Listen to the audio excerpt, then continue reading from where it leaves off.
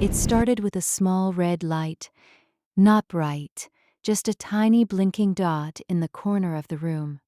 At first, I thought it was coming from outside the window, maybe a reflection from a car or a device across the street, but the light kept blinking. Slowly.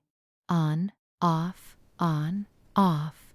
And the strange thing was, it was coming from inside my room. The room was quiet that night. The only sound was the ceiling fan spinning slowly above me. I stared at the corner for a few seconds. Then I stood up and walked closer. The red light disappeared, completely gone. I checked the wall. Nothing. Just plain white paint and an old smoke detector near the ceiling. I shrugged it off and went back to bed. But the next night, the light appeared again. The same tiny red blink. Same corner. Same slow rhythm.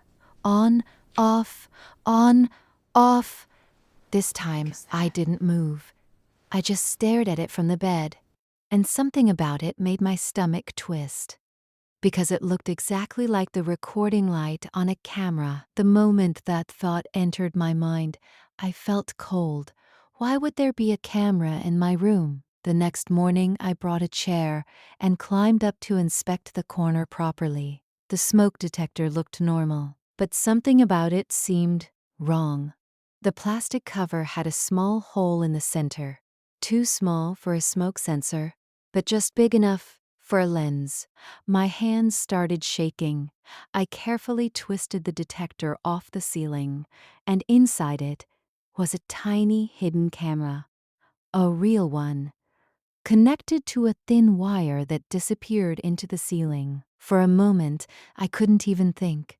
Someone had been recording my room, watching everything, watching me sleep, watching me change clothes, watching every moment I spent there. My first thought was to call the police, but before doing that, curiosity took over. I followed the wire. It ran through a small hole in the ceiling and disappeared into the attic. The attic was rarely used, just old boxes and dust. But now I had to know where the wire led. I grabbed a flashlight and climbed up. The attic air smelled old and stale. The wooden floor creaked with every step. I followed the wire across the beams until it reached the far corner, and that's when I saw it.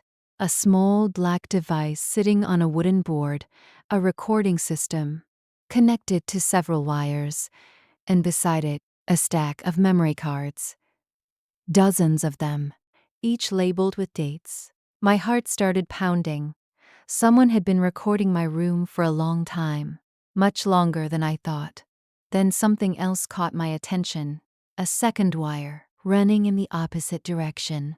I followed it deeper into the attic, and what I found made my blood run cold. Another camera, pointing directly down through a tiny hole in the ceiling, right above my bed. That meant whoever installed it had a perfect view of everything in my room. Every night, every movement, I felt sick. But then something worse happened. While standing in the attic, I heard a sound, a quiet creak, like a floorboard shifting, but the sound didn't come from below. It came from behind me, inside the attic. Slowly, I turned around. My flashlight beam moved across the darkness, old boxes, broken furniture, dust, and then a mattress, hidden in the corner, with blankets on it and empty food cans beside it. Someone had been sleeping there, inside the attic, right above my room, watching, listening, living there. My heart started racing. That meant whoever installed the cameras was probably still in the house. Then suddenly, I heard footsteps directly above me, but I was already in the attic. There shouldn't be anything above it. The sound moved slowly across the ceiling beams. Step, step, step. Then it stopped, right above my head. Dust slowly fell from the wood above me, like something heavy had just shifted its weight, but there was no space up there, no second floor, nothing, just the roof. Then something tapped gently on the wood above me. 3 slow knocks. Knock, knock, knock, knock, knock, knock. My flashlight flickered, and for a split second, I saw a shape move across the ceiling. Not above it, on it, like something was crawling upside down along the beams, watching me from the darkness. I ran out of the attic immediately and left the house that night. The police searched the entire building. The next morning, they found the hidden cameras, the recording equipment, the mattress, but they never found the person who placed them there. And they told me something strange. There was no space above the attic, no beams strong enough for someone to crawl on, nothing.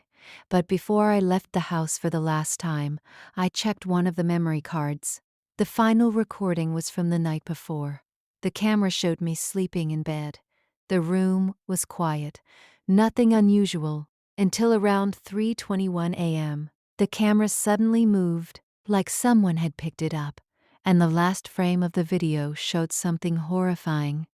The camera was pointing down at my bed, but it wasn't in the ceiling anymore. It was on the floor, right beside my bed, meaning someone had been inside my room, standing next to me, watching me sleep.